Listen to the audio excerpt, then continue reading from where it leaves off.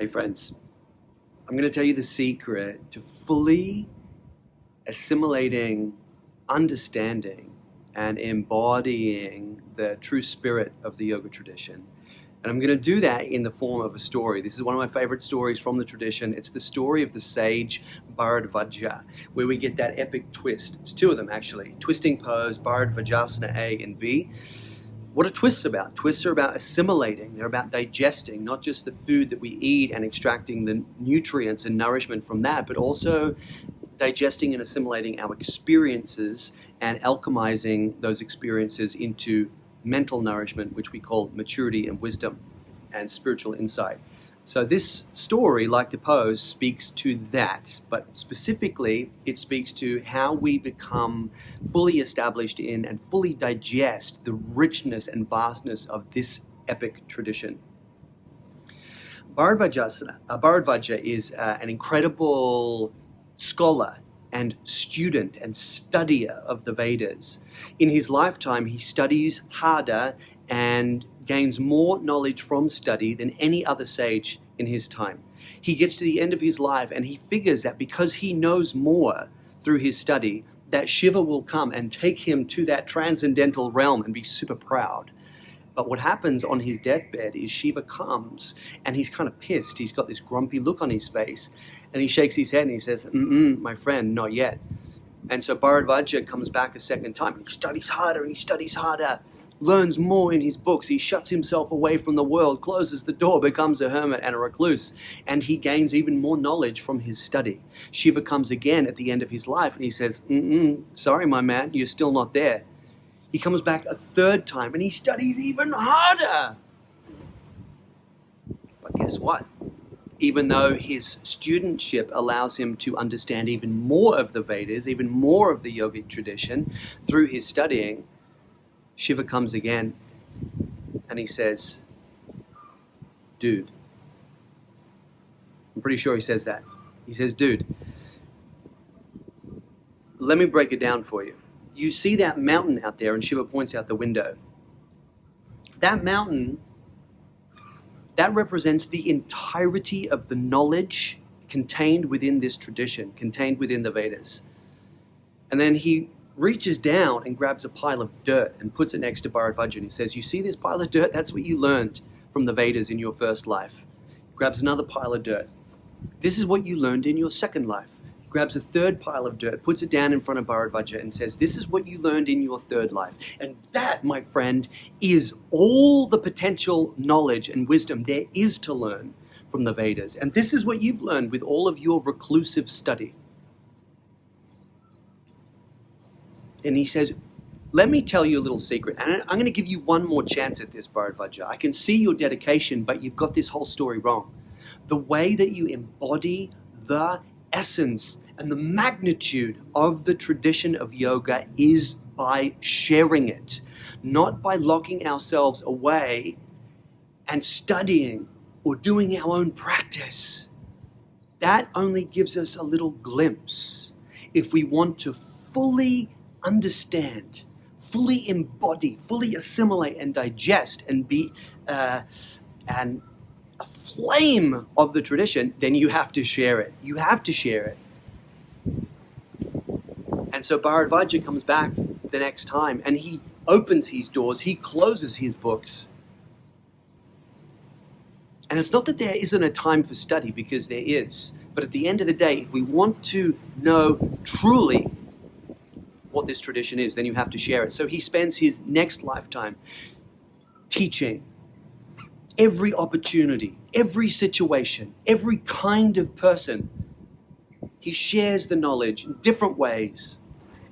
Meditation for this one, philosophy for that one, asana for that one, pranayama for that one, mantra for that one. And at the end of his life, Shiva comes with a big smile on his face and says, my man, you got it. Exactly. Let's go. We're off. And Bharadvaja says, Shiv, you know what? To be really honest with you, I never feel as close to you as I do when I'm sharing the teachings, as I do when I'm teaching the knowledge, teaching yoga. So if it's all the same to you, I'd rather come back and do this again and again and again, because this is where I get an opportunity to fully express and experience the epicness and the beauty of the yoga tradition. It's through teaching it. What a good story. Why am I telling you this? I'm telling you this because we have another 200-hour YTT coming up, an online YTT coming up on September the 1st. If you would like to fully explore, fully understand this amazing tradition, then yes, you got to do a little bit of study, but ultimately you'll understand way more if you have the capacity to then share it. And I don't mean sharing asana practices. My dear friends, the world does not need more asana teachers. We do not need that. We have enough. And I want to make this super duper abundantly clear. Teaching yoga and teaching asana are not the same thing. The world and the yoga world right now needs competent teachers who can go out like Bharadvaja, because they've done their study, they're doing their practice, and go out and in every single situation can offer the teachings. That's what is needed right now. So that's what I'm calling in. That's what we're calling in at the practice. Yogis who want to become ambassadors of this tradition by sharing it in a full spectrum way, no limitations. To the 10-year-olds and to the 100-year-olds, to the super flexible and to those people who have no arms or no legs. How do we teach yoga to them? How do we teach yoga to people who are on their deathbed? Because yoga is full spectrum. We should, as teachers, be able to offer it to everyone in every single situation, bar none. Now, I want to let you in on another little secret. Speaking of digesting and assimilating and extracting the nutrients, the nurturance, the epicness out of every situation. We've just arrived back to Bali, and the amazing Indonesian government have decided that business owners are no longer able to work front of house in their businesses. So what that means for Emma and I is that we are no longer allowed to teach in person. This could be an epic problem, but we don't do problems. We do portals to higher expressions. We do alchemy. We do evolution. We use our yogic skills to figure out what is the opportunity here. Not just what is the way that we can manage this and get through it. Fuck that. Every situation is encoded, encrypted, is seeded with some dharmic evolutionary possibility. So how do we find that? The way that we find that is, okay, so we can't do in-person YTTs anymore. Fine, we'll keep on smashing them out online. I love doing it this way anyway. Long story short, if you want to study with Emma and I in teacher training mode for the moment, until things change here, who knows, they can change like that. But until then, we are only offering YTTs online. We're going to have other incredible teachers from the practice coming and doing the in-person training. So that's an opportunity. If you want to come to Bali, we're going to kick those off in Jan or Feb next year. But in terms of studying with myself, with Emma, as business owners of the practice, we have to just keep doing it this way. That's the opportunity. And it is an opportunity. I'll tell you why. I've got a million reasons, but I'm going to give you one. Forced integration of the content, the practices, the teachings into our ordinary everyday lives.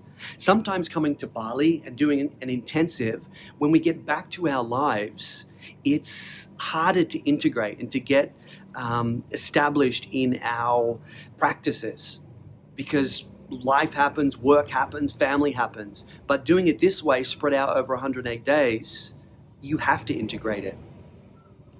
You have to do the practices every morning. You have to do the lectures every fortnight to stay up to date with the content.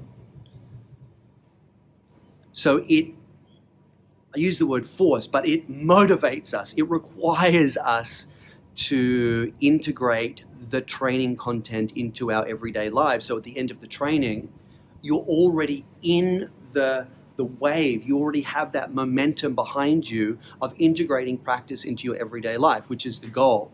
There is no point just coming away, doing a month-long thing, and then letting it all go when we get back to our lives. And that's what I've seen happen with these intensives. It takes a very specific kind of character to be able to then go back to an everyday life and keep on rolling with that. But this way, that function, that evolution of the training into our everyday life, it's built into the training itself. So, September the 1st. That's when it's happening for 108 days.